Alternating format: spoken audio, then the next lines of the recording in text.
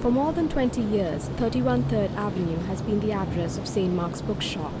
The once vibrant East Village landmark has been facing flagging sales in recent years and is now embarking on a plan to save its business. On Thursday, New Yorkers were invited to an evening of wine and cheese, followed by a benefit auction of 11 rare and first edition books donated by authors to support the bookstore's move to a smaller store within the neighborhood. This is an auction where we have appealed to writers who are well known, who are friends to the store. We asked them to donate to us books they happen to have, to annotate them or make them distinctive. And in one case, one author went through the entire book and he wrote little explanatory notes on just about every page of what this phrase referred to, who this character was based on, etc. Really makes the book, in my opinion, very valuable. So I have a bid of $100 in the room. I have $100 in the room, and I'll take $150 if anybody wants to steal that away from him. I'm a writer myself, so author annotation is something that very much interests me. I like to, a bit of an insight into the mind of the creator, so to speak. I think that it's a lot like a lot of the other businesses in the community. Places that are maybe not as large as some of the chains, but are very much a foundation of the neighborhood around here.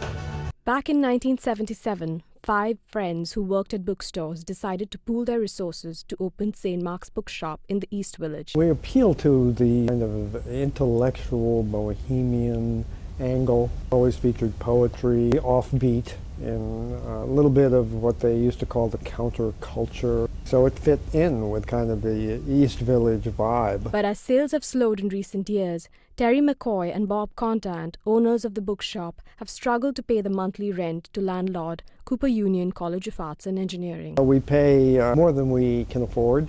Really what happened to jolt us was the economic crash.